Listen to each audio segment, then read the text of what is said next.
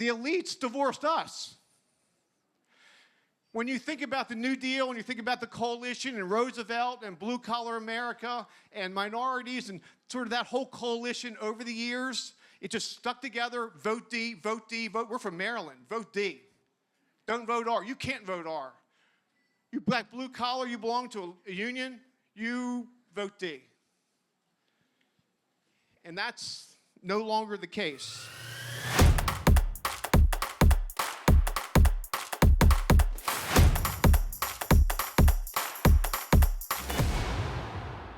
There's three big lies both party establishments tell you. And I was told these lies in 1995.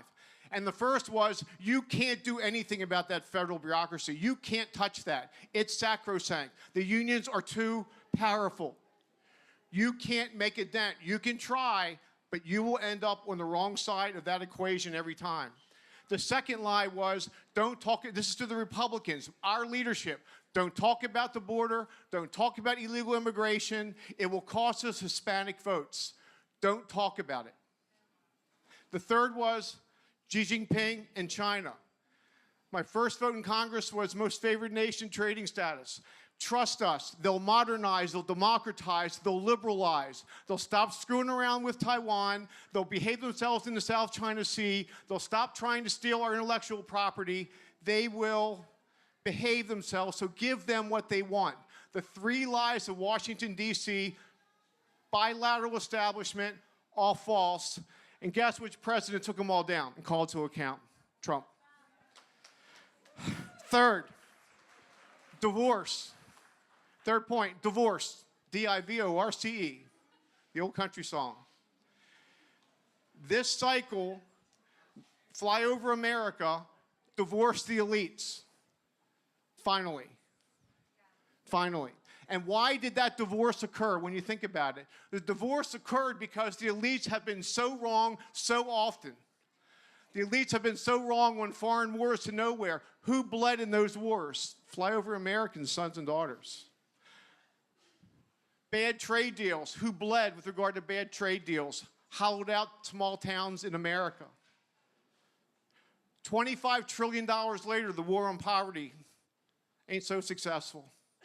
$40 trillion later, we got a federal debt that your great-grandchildren will be paying for. COVID, the cover-up, the lies, the efficacy propositions, all false. I could go on, but this is the central reason why Trump is Trump, why he has so much support, why people are excited despite sometimes what he does and what he says and the whole 9 yards. Because he called the elites to account for their failures, and finally, flyover America, the disenfranchised, stood up and said, enough. We're voting for that guy. We're voting for that guy. We're voting for the celebrity guy. We're voting for the casino guy. The second divorce, and this is point 4, there's only 2 more, is the elites divorced us. When you think about the New Deal, when you think about the coalition and Roosevelt and blue-collar America and minorities and sort of that whole coalition over the years, it just stuck together. Vote D, vote D, vote. We're from Maryland. Vote D. Don't vote R. You can't vote R. You black blue-collar, you belong to a union, you vote D. And that's no longer the case.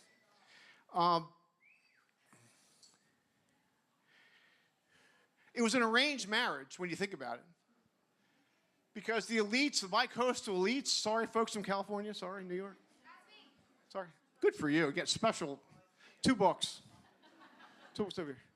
They really didn't like the working class very much anyway, but the working class was okay as long as the working class voted for Democrats. And the second the working class stopped voting for Democrats, what did you become? Irredeemable, deplorable, a clinger, a smelly Walmart person, dumb. The women around Trump, remember Mark Cuban, Dallas, Texas? The women around Trump aren't very smart. You became irredeemable deplorables in their eyes. So the divorce is final. What began under Ronald Reagan, the cracks in that coalition, has now come full circle under Donald Trump.